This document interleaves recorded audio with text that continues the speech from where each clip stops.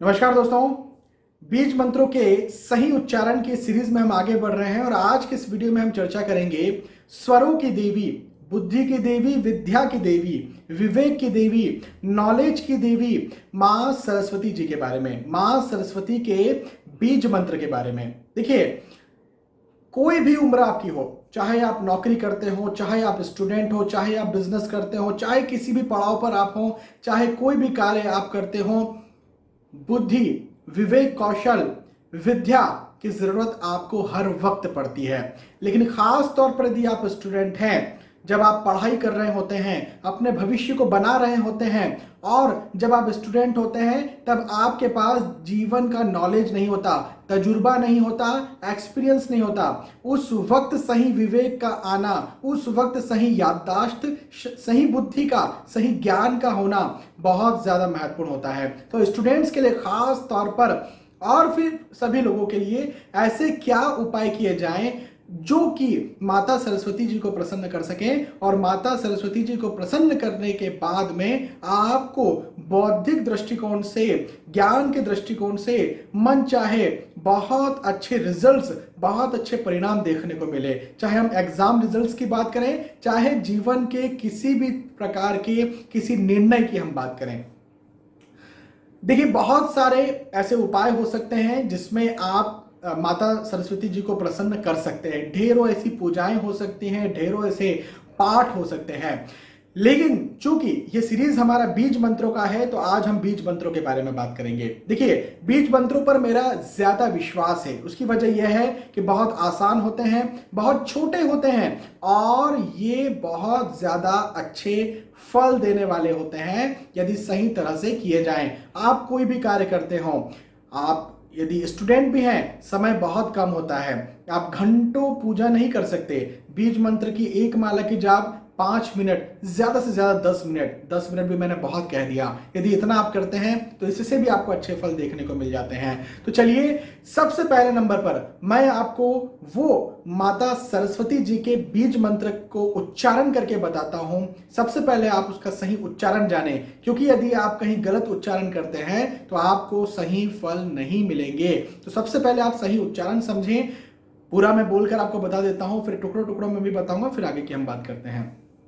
तो माता सरस्वती जी के बीज मंत्र का सही उच्चारण है ओम ह्रीं श्रीं सरस्वत्ये नमः। ओम ह्रीं श्रीं सरस्वत्ये नमः। सबसे पहले इसे मैं टुकड़ों में बोलकर आपको बता देता हूं। अब ओम, ओम हर कोई बोल लेते हैं लगभग। बात आती है रींग की।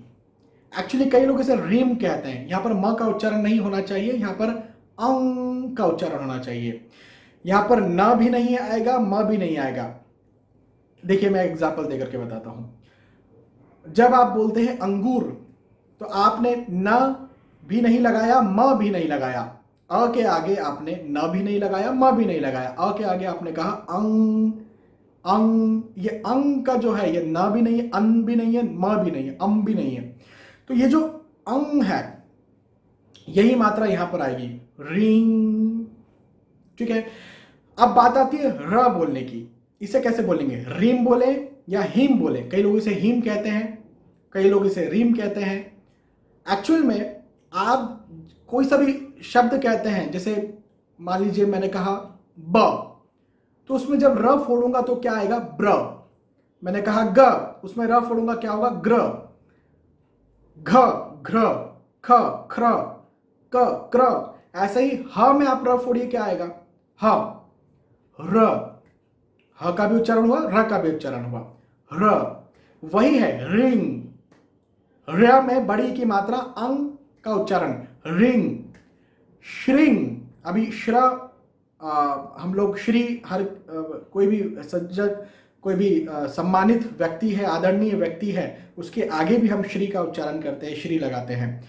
तो श्री के आगे अंग का उच्चारण आप करें, श्रिंग। यहां पर भी म या न का उच्चारण नहीं होगा। उसी तरह से श्रिंग, ओम ह्रीं श्रीं सरस्वत्ये।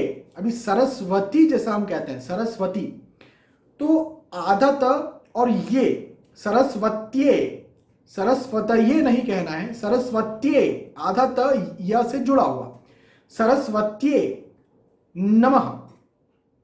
ओम ह्रीं श्रीं सरस्वत्ये नमः। यह है माता सरस्वती जी के बीज मंत्र का सही उच्चारण। यदि आप ये करते हैं, चाहे आप कोई भी कार्य करते हो, देखिए मैं एक चीज अपने बीज मंत्रों की सीरीज में बता रहा था, खासतौर पर ग्रहों के बीज मंत्रों की सीरीज में मैं बता रहा था कि आपको अपनी कुंडली देख करके बीज मंत्र करने हैं। जी हाँ, बिल्कुल। यदि आप किसी भी ग्रह का बीज मंत्र करते हैं तो बिना कुंडली देखे, बिना कुंडली का एनालिसिस किए ग्रहों के बीज मंत्र नहीं किए जाने चाहिए। लेकिन जब बात आती है भगवानों की, जैसे हमने गणेश जी के बीज मंत्र को देखा, जैसे हमने महालक्ष्मी माता जी के बीज मंत्र को देखा, आज हम सरस्वती माता जी के बीज मंत्र की बात करें, जब बात आती है भगवानों की, तब यहां पर आपकी कुंडली देखने की कोई जरूरत नहीं है। आप भगवानों के बीज मंत्र कभी भी कर सकते हैं। कभी भी का मतलब ये कि कोई सी भी आपकी उम्र है, कोई सी भी आपके लग्न की कुंडली है, कोई भी आपकी राशि है, कोई मतलब नहीं है, कोई आपको कुंडली देखने की जरूरत नहीं है। आप ये करिए, और जो भी जिनके लिए भी आप, जिन भी भगवान के लिए आप मंत्र करते हैं, उनका सही आशीर्वाद आप प्राप्त करिए। लेकिन एक बात जरूर ध्यान रखें, जैसा मैंने उच्चारण कहा है उसी उच्चारण के साथ करें। प्लस आप सुबह नहा धोकर या फिर शाम में नहा धोकर के इस मंत्र का जाप करें। 108 बार इस मंत्र का जाप करें। एक माला खरीद लीजिए, कोई सी भी माला हो, तुलसी की माला हो, रुद्राक्ष की माला हो, कोई सी भी चलेगी। एक माला खरीद लीजिए, माला के साथ इस मंत्र का जाप करिए 108 बार। आप आसन पर बैठें, जमीन पर आसन बिछाएं और उसके ऊपर बैठें। चलते फिरते ना करें, जूता चप्पल पास में ना हो, इस बात का जरूर ध्यान रखें। पवित्र जगह पर बैठें, हो सके तो देव स्थान या मंदिर में बैठें। नहीं देव स्थान या मंदिर है तो कोई साफ सुथरी पवित्र जगह पर जाकर के बैठें, तो आपको इसके बहुत अच्छे, बहुत शानदार फल देखने को मिल जाएंगे। माता सरस्वती जी की कृपा आपके ऊपर बिल्कुल जो है अखंडता के साथ बनी रहेगी, और स्वर, विद्या, बुद्धि, विवेक, कौशल, नॉलेज, ज्ञान जो भी माता सरस्वती जी दे सकती, देखिए क्या क्या माता सरस्वती दे सकती है, उनके गुणों का बखान वो जो दे सकती है, उन बातों का बखान हम यहां पर नहीं कर सकते, कोई भी इंसान नहीं कर सकता, मैं भी नहीं कर सकता। लेकिन जो भी आप सभी के लिए जरूरी है, निसंदेह आपको माता सरस्वती से वो मिलेगा इस मंत्र के बाद, मंत्र के माध्यम से। बहुत बहुत धन्यवाद आपका आज का इस वीडियो को देखने के लिए। आने वाली वीडियोज में, आने वाले एपिसोड्स में फिर मिलेंगे, तब तक के लिए आज के इस वीडियो में आपसे विदा चाहूंगा। नमस्कार।